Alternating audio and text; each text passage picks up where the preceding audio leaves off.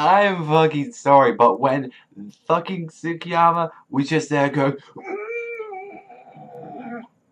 I couldn't help but fucking laugh. It's just like, yo, you are going off your fucking head. He's like, like, I'm like, what? Like, what the fuck is this? This is like supposed to be some fucking serious moment, but I'm here like fucking crying. Like, yo, everything about this episode was fucking just amazing. It was perfect. It was godlike. Like, this episode. Really loving it. And it's like, all I hear every week is people bitching about the fucking, like, you know, things that switch around, which I've been hearing. And okay, manga fans, I'm gonna agree with you this time, like, because I haven't read the manga yet, like that, seen the first chapter, like, that's all I've seen of it.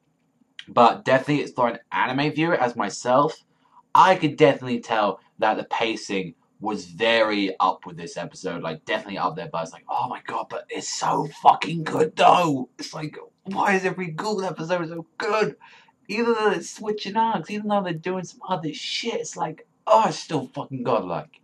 It's like, yo, with Ghoul, finding out, you know, that more about this fucking Tsukiyama, he's like interested in Kaneki, and it's like a very weird, like how he acts with the suit, the tie, sophisticated soir. He honestly really reminds me of Hannibal, not to mention the whole shit later on with him being a fucking cannibal, like eating people, and then like seeing like the whole bit of like, just seeing like a bit of Kaneki's blood and sniffing it.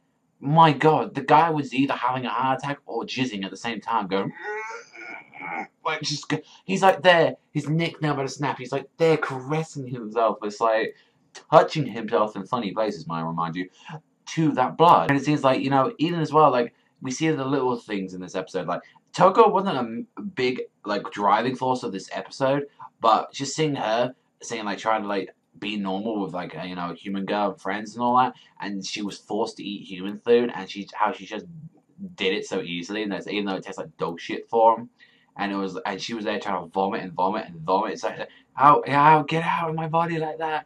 And she's trying to vomit as high as she can. It's like, god damn, your mom's really good at cooking because it went through my stomach, which must go through hell to get that out. Like, I wonder what would happen if they, like, a Ghoul that ate too much of that stuff. Would they have to have, like, an operation? Can they not pass it through the system? Maybe it passes after time, but it's like, yeah, it tastes like shit. And also, as well, I noticed that she had water in this episode. Is that one thing else they can have as well? They can have water and coffee.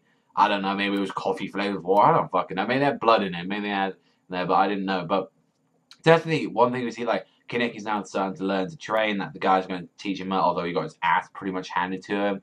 That as well in the bar, which was some really important shit. It's like, it's very interesting, as a matter of fact, to hear this, that actually half-breed ghouls are actually stronger than full breeds. This is one thing I really found interesting, like, how the combination of a half-breed ghoul, and not to mention people saying, that thing with Rize, which was mentioned a lot in this episode, like, you know, Tsukiyama had a relation, like, sort of had a very weird relationship with her, and not to mention as well, like, everyone else saying, like, oh, well, you know, that shit that happened with Rize, apparently there's been rumors that that was set up and shit was happening, so pretty much someone set up Kaneki and Rize to die, and, like, who knows, maybe that might be someone we closely know to, who knows, maybe fucking Toka, the old man, like Uta, like, who knows? We don't even know. It may be someone future in the series. Maybe that's like one of the doves that set this up or something. They're at this experiment, like, to see if they could actually turn in like this half, like, human, half ghoul, and maybe turn it into like some weapon for them, saying like, oh, we haven't got no attachments to the ghoul side, so,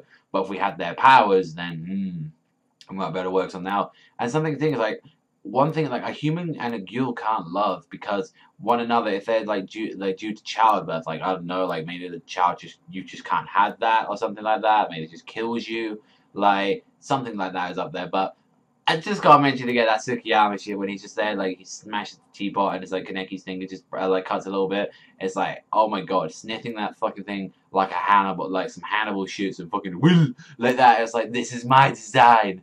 Honestly, you guys don't see fucking Apple. Watch it. It's a great series, by the way. Like, anyway, back with review. It's like, turns out, you know, we see that Kaneki and the reset incident wasn't, like, an accident. So, like I said, as before, who is that? I'm very interested to see what you think in the comment section down below. But when Tsukiyama invites Kaneki for dinner, and he traps him in some fucked up ghoul cannibal game, it's like, Kaneki subconsciously awakens during this fat guy is just swinging him, and he took a bit of the drug earlier, and his like leg just went, like was all twisted and shit. And during that match, he was able to subconsciously awaken his ghoul powers, and when he just did it, and it was just like ripping through him like that, he's like, get the fuck out of my way. And noticing that, oh shit, he's got one eye, so he must be, a half-breed, and it's like, when Tsukiyama found out, it's like, I want this meal to myself, and he just kills the fat guy easily. I mean, regardless, censoring, yeah, like that. It's, another annoying thing about this, and that the pacing. The only things as I can say, since it's, it's a TV watch and all that, I'm watching weekly, yep, censoring again, annoying, grey blood, it's kind of like negative stuff as well. Like, but other than that, it was a fantastic episode. Oh, I love me some fucking Ghoul. Ghoul is literally my favourite watch right now. And yeah, they're switching arcs, they're switching chapters, but I'm loving it right now. And that's a good thing, because that if I love the anime, it's kind of the same as a Maggie when they had the same thing with that. If I know that the animation kind of isn't that good compared to like the source material, then that means I'm gonna love the source material even more. And I hope someone licenses the manga soon, because I would love to pick those volumes up. But overall, this is a fantastic episode, a really good one, solid one like that. I'm going to give this one a 9 out of 10. Really great shit. Loved it. Let me know what you think in the comment section down below. But that's all from me. I was thank you very much for watching. As always, remember, I'll see you motherfuckers next time. And remember, strike like a panda.